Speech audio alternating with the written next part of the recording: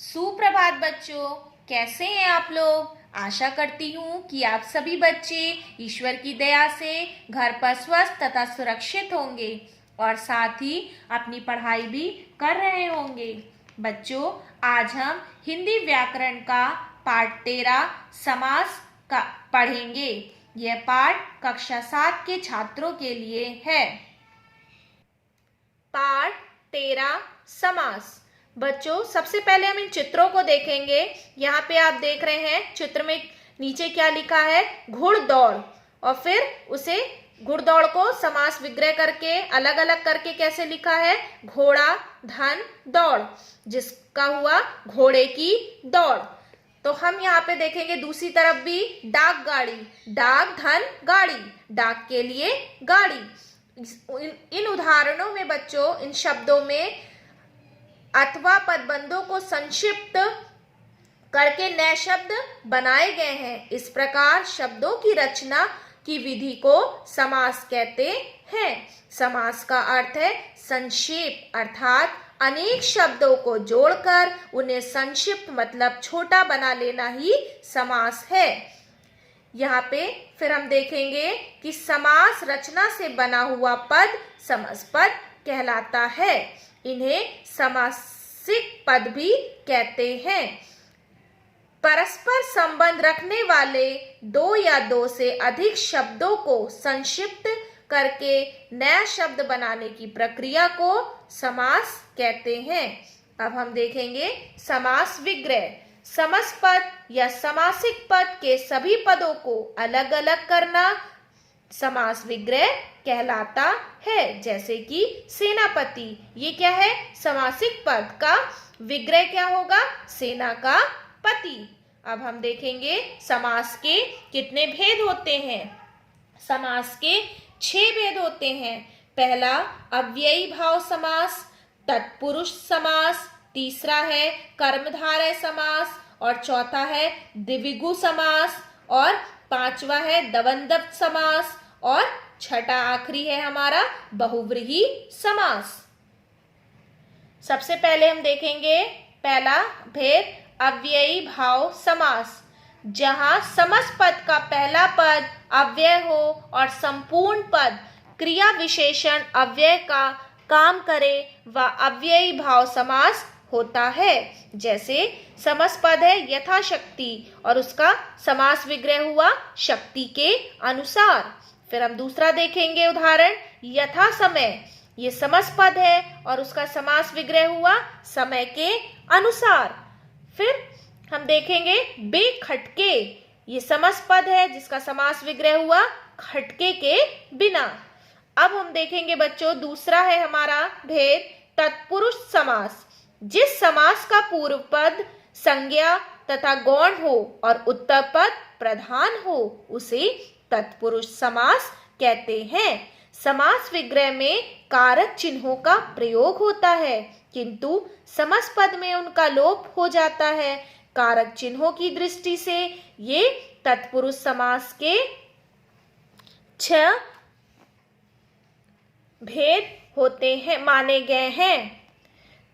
अब इसमें हम देखेंगे सबसे पहला कौन सा भेद है, कर्म तत्पुरुष, जिसमें की है को का लोप। अब ये हमारा समासपद है गिरहकट, जिसका समास विग्रह हुआ गिरह, जेब को काटने वाला। दूसरा है स्वर्गगत, ये समासपद है, उसका समास विग्रह हुआ स्वर्ग को गया हुआ। अब हम इसी में का तत्पुरुष समास का दूसरा देखेंगे करण तत्पुरुष, इसमें है से का लोप। जैसे रेखांकित, रेखा से अंकित, गुणयुक्त, गुण से युक्त, अकाल पीड़ित, अकाल से पीड़ित। फिर गा देखेंगे हम संप्रदान तत्पुरुष, के लिए का लोप, इसमें क्या है, के लिए का लोप है। जैसे रसोई घर, रसोई के लिए घर, यज्ञशाला, यज्ञ के लिए शाला। फिर हम देखेंगे आपादान तत्पुरुष, से का लोप, गुणहीन, गुण से हीन। फिर धनहीन, धन से हीन, ये क्या है हमारा, मैंने धनहीन बोला, ये समस्पद है और समास विग्रह क्या हुआ, धन से हीन। उसी प्रकार भयभीत, भय से भीत। फिर हम देखेंगे संबंध तत्पुरुष, इसमें किसका लोप है, का, के, की का लोप। अब हम इसमें समासपद देखेंगे गंगा जल, जिसका समास विग्रह हुआ गंगा का जल। फिर है राजपुत, ये समासपद है जिसका समास विग्रह हुआ राजा का पुत्र। फिर राजदूत, ये समासपद है, इसका समास विग्रह हुआ राजा का दूत। फिर हम देखेंगे चा, अधिकरण तत्पुरुष, इसमें में पर का लोप है। इसमें समासपद है आनंद मग्न, जिसका समास विग्रह है आनंद में मग्न। फिर गृह प्रवेश, गृह प्रवेश ये क्या है, समासपद, जिसका समास विग्रह हुआ गृह में प्रवेश। फिर हम देखेंगे घुड़सवार, उसका है आपका समास विग्रह घोड़े पर सवार। फिर हम देखेंगे बच्चों, अभी हमने देखा था दूसरा तत्पुरुष समास, अब हम देखेंगे तीसरा भेद है कर्मधारय समास। कर्मधारय समास किसे कहते हैं, जिस समास में दूसरा पद प्रधान होता है, साथ ही पहला पद विशेषण और दूसरा पद विशेष्य होता है, अथवा दोनों पदों में उपमेय उपमान का संबंध होता है, उसे कर्मधारय समास कहते हैं। जैसे महादेव, महान है जो देव, पीतांबर, पीला है जो अंबर। फिर है नीलकमल, नीला है जो कमल। फिर हम देखेंगे चौथा भेद द्विगु समास, जिस समासपद का उत्तर पद प्रधान हो तथा पूर्व पद मतलब पहले का पद संख्यावाची हो, उसे द्विगु समास कहते हैं। यह समूह का द्योतक होता है। जैसे बच्चों उदाहरण, हमारा समासपद है चौराहा और उसका समास विग्रह हुआ चार राहों का समूह, नौरात, नौ रातों का समूह। फिर है नौरत्न, नौ रत्नों का समूह। फिर हम देखेंगे हमारा पांचवा है द्वंद्व समास, जिस समास में दोनों पद प्रधान हो उसे द्वंद्व समास कहते हैं। समासपद का विग्रह करने पर और या अथवा एवं का प्रयोग होता है। जैसे गुण दोष, गुण दोष ये क्या है, समासपद, अब इसका समास विग्रह हुआ गुण और दोष।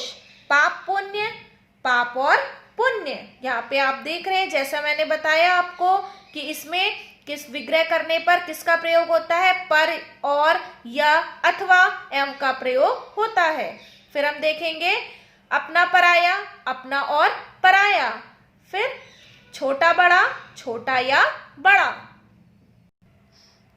अब छठा भेद है हमारा बहुव्रीहि समास, जिस समास में दोनों पदों में से किसी की प्रधानता नहीं होती और दोनों पद गौण रहकर किसी तीसरे नए अर्थ का बोध कराते हैं, उन्हें बहुव्रीहि समास कहते हैं। जैसे समासपद है हमारा पीतांबर, जिसका समास विग्रह हुआ पीला है अंबर, जिसका अर्थात कृष्ण। फिर त्रिनयन, जिसका समास विग्रह हुआ तीन है नेत्र, जिसके अर्थात शिव। नीलकंठ, नीला है कंठ, जिसका अर्थात शिव। फिर हम देखेंगे घनश्याम, घन के समान श्याम है जो अर्थात कृष्ण। फिर हम देखेंगे बच्चों, अभी हमने समास के 6 भेद पढ़े, अब हम पढ़ेंगे कर्मधारय और बहुव्रीहि समास में अंतर। बहुत से शब्द बहुव्रीहि तथा कर्मधारय दोनों समासों के उदाहरण होते हैं। कुछ शब्द बहुव्रीहि समास होते हैं या कर्मधारय। इस अब हम देखेंगे समासपद का एक दूसरे पद का विशेषण हो या दोनों पदों में उपमेय उपमान का संबंध हो तो वो क्या कहलाता है, कर्मधारय समास। जबकि दोनों पदों के मेल में कोई तीसरा अन्य अर्थ प्रकट हो तो वो बहुव्रीहि समास होता है। जैसे पीताम्बर, पीत क्या है हमारा विशेषण और अंबर क्या है विशेष। अब ये कौन सा समास है हमारा कर्मधारय समास। फिर हम देखेंगे पीताम्बर, पीत, पीत पीले है अंबर जिसके अर्थात श्री कृष्ण, ये कौन सा समास है बहुव्रीहि समास। अब हम देखेंगे बच्चों द्विगु और बहुव्रीहि समास में अंतर। द्विगु समास में पहला पद संख्यावाचक विशेषण होता है और दूसरा पद विशेष्य, किंतु बहुव्रीहि समास में पूरा समस्त पद ही विशेषण का काम करता है और इसका विशेष्य कोई अन्य संज्ञा पद होता है। द्विगु और बहुव्रीहि समास में अंतर विग्रह करने पर ही स्पष्ट होता है। जैसे त्रिफला, तीन फलों का समाहार, ये कौन सा समास है द्विगु समास। फिर त्रिफला, तीन फलों वाली एक औषधि, ये कौन सा समास है बहुव्रीहि समास। अब बच्चों इस पाठ में हमने जो सीखा है अब उसके कुछ प्रमुख बातों को हम फिर से दोहराएंगे, सीखेंगे कि इस पाठ में मेन बातें क्या हैं। दो शब्दों या पदों को संक्षिप्त करके नया शब्द बनाने की प्रक्रिया को समास कहते हैं। समास प्रक्रिया से बनने वाले शब्द को समासपद कहते हैं। समास के 6 भेद होते हैं। अव्ययी भाव, तत्पुरुष, कर्मधारय, द्विगु, द्वंद्व और बहुव्रीहि। फिर हम देखेंगे अव्ययी भाव समास में पहला पद अव्यय होता है। तत्पुरुष समास में उत्तर पद प्रधान होता है। कर्मधारय समास में दोनों पदों में विशेषण, विशेष्य या उपमेय उपमान का संबंध होता है। द्विगु समास में पहला पद संख्यावाची होता है। द्वंद्व समास में दोनों पद प्रधान होते हैं और आखिरी में बहुव्रीहि समास में दोनों पद गौण होते हैं और समस्त पद किसी अन्य अर्थ का बोध कराता है। आशा करती हूँ बच्चों कि मैंने आपको आज का ये पाठ 13 समास पढ़कर समझाया। आप सभी बच्चों को अच्छे से समझ में आ गया होगा। अब मैं आपको इसी पाठ से संबंधित कुछ कक्षा कार्य दे रही हूँ जिसे कि आप अपनी हिंदी व्याकरण की कॉपी में लिखेंगे और कुछ अभ्यास कार्य आप अपनी किताब में करेंगे। धन्यवाद।